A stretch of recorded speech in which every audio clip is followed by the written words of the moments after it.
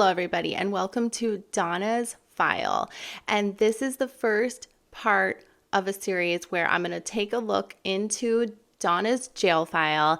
And I asked the Leon County Jail to send me as much information as they had about any possible incident reports, phone calls, and onboarding paperwork that we're going to take a look at after Donna Adelson was arrested and taken from Miami to the Leon County Courthouse, where we will take a look and see if any of her incidents are of high level, as has been alleged. We'll see how her mental health is doing.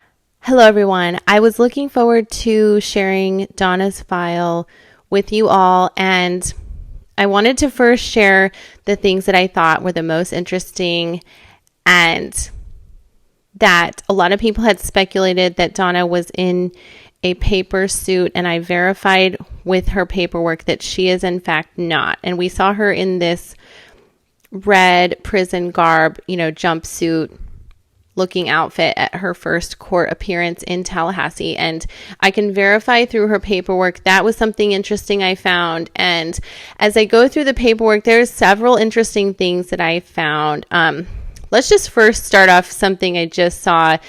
A lot of you had assumed that maybe Donna had taken off her turtle suit and was just comfortable with her nudity, and we're still kind of wondering why she was in that way, but we can only speculate to this point. But she was not in her turtle suit as far as I know, and I will go on to tell you more about that. But it says in the booking process that Donna was not strip searched.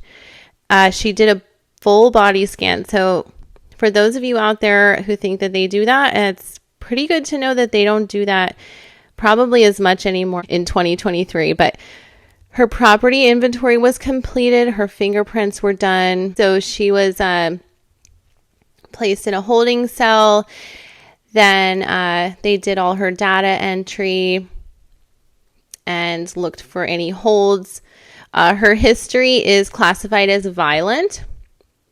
I guess her classification, rather, this is a first-degree murder case, so they have to classify her as a violent inmate until she is proven innocent or otherwise. And she does not prove to appear to be a PREA, and I believe that has something to do with SA.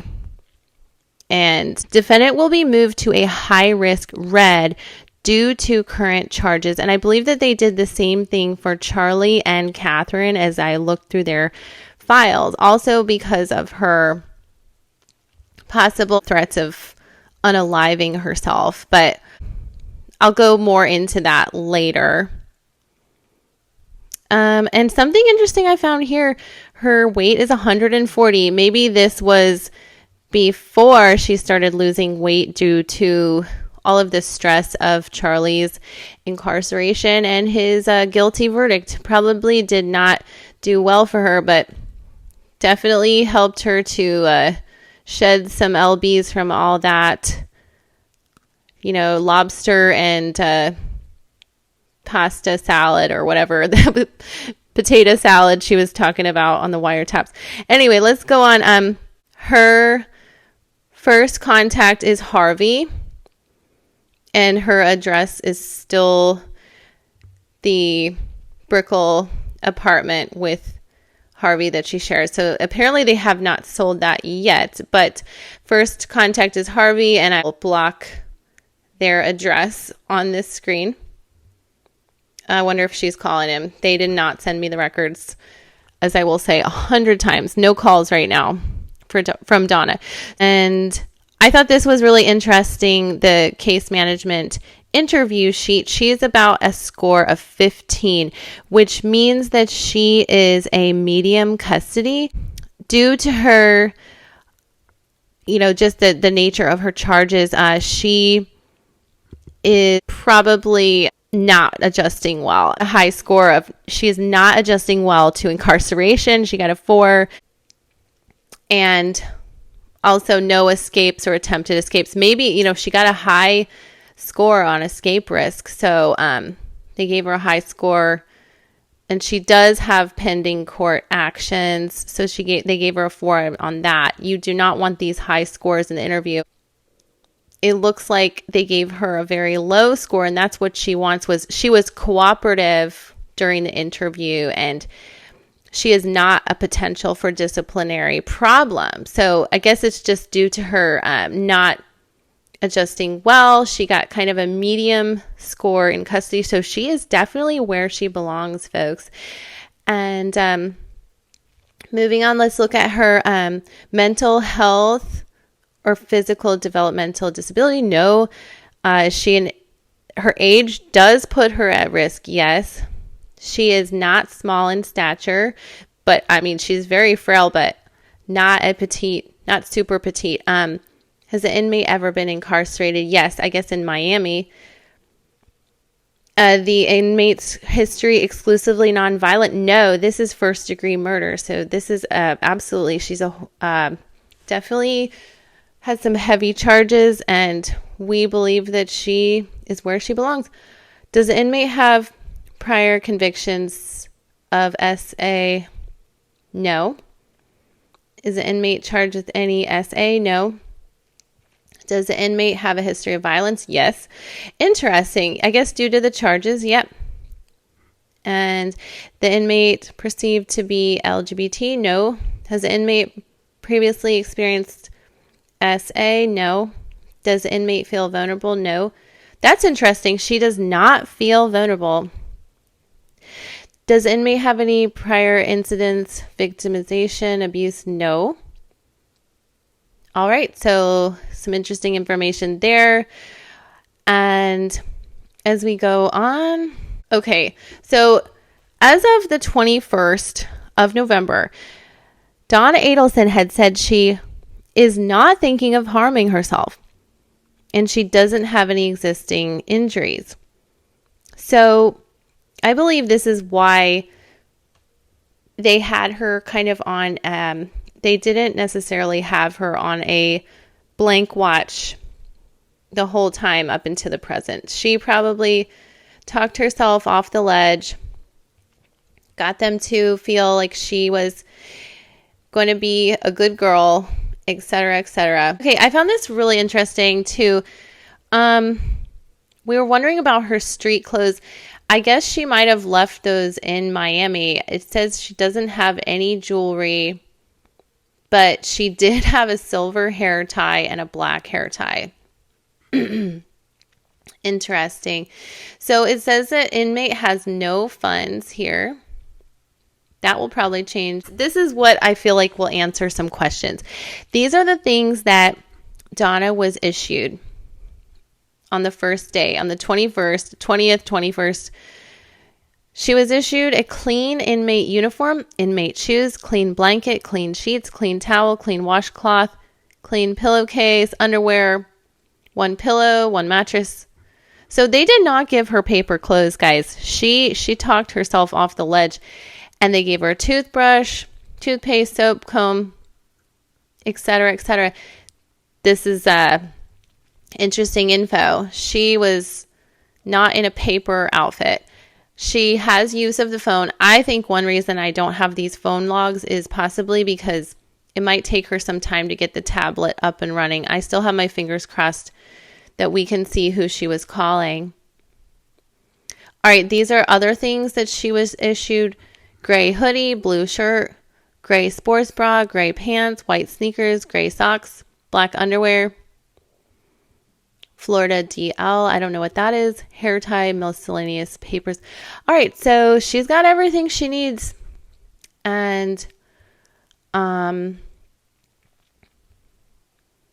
right, this is Yes Care. I believe that this has to do with the medication. So they're probably just getting all of her medication ready. And I believe that Charlie was under Yes Care when he was on a Unalive Watch. So they have placed Donna on direct observation instead of giving her the turtle suit or paper clothing.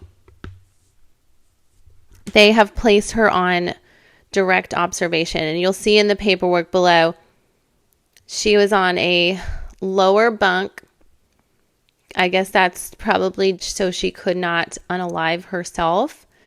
She was in Pod A, and there was a reason for segregation. Defendant will be housed on a high-risk red and direct observation. I find this very interesting, guys. They did the same thing to Charlie because of, I believe that they said it was a high-profile case, but I think with Donna, it's definitely due to her unalive threats. So let's scroll on to see what this direct observation is. So they checked direct observation, which means that they're probably checking her quite a bit. I believe that with this, they, like, for example, on the 21st, they did not give her a restraint chair, a quilted smock, or a paper smock. So a lot of you had thought she was trying to take her turtle suit off to sleep better, hence her sleeping in the nude. She has been issued clothes, and she has chosen to forego her clothes. So I don't know what's going on, but that's what basically happened on the 25th. She had clothes. She was issued all these things, and a lot of people thought she might have been coming down off of her meds, but she is under direct supervision. She is under direct observation, so they're going to get everything right with her meds and figure out what's going on. But I don't see any incident reports. I did see in the top of the page that she was having trouble adjusting to the Tallahassee jail. And let's see. I don't think there's anything else that I wanted to show you all. It's just a bunch of information. They said she was sitting calm.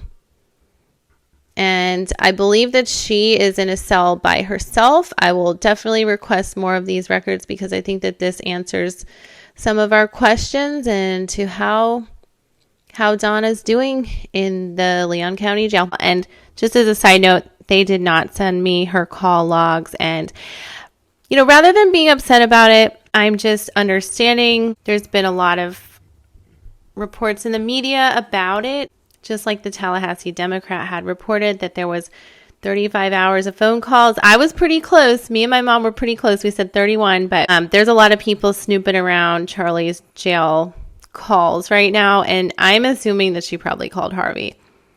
And I'll say that over and over again. There's probably something really sus going on, a little suspicious behavior, but I just really wanted to share with you this interesting thing that I saw just as I was going through Donna's prison log, and they are probably on an unalive watch with her, but this is what I wanted to show you all. Okay, it says she appears to be awake. I believe this was on the 25th of November. Appears awake in bed on her left, lying down, LD, lying down left side. Then she moved to her right side, on her back, naked. Movement observed, on the floor, quiet, singing, sitting, standing, pacing. Unalive watch, unannounced round. Okay, so that I found really interesting. Let me know in the comments below what you think about that. She's just like Charlie talking to herself, singing on an unalive watch. I know that she's supposed to be naked under that turtle suit, but I'm shocked by this, that she's sitting in her cell naked. I don't know. What do you guys think? I kind of found this to be interesting. Just as a side note, I have not received any of Donna's phone calls from the Leon County Jail, any of her jail phone call logs. I'm assuming that she may have called Harvey or Wendy or any of her co-conspirators, and that they don't want this out in the media just yet. I will keep you posted when I do receive her first phone call logs. As the Tallahassee Democrat reported, it was 35 hours. I had counted 31 hours with my mom. It's definitely getting out there. All right, everybody, thank you so much for watching and liking and subscribing. And I hope everyone is having a wonderful holiday season. And we have so much to look forward to and be thankful for. And hopefully the Markel children are safe and getting rest this holiday season, and also the Markel family. And hopefully the Markel boys are not getting too many phone calls from the Leon County Jail from their uncle or grandmother, and I will keep you posted on that. So thank you so much for watching, liking, and subscribing. More information to come as this unfolds. Have a wonderful holiday season.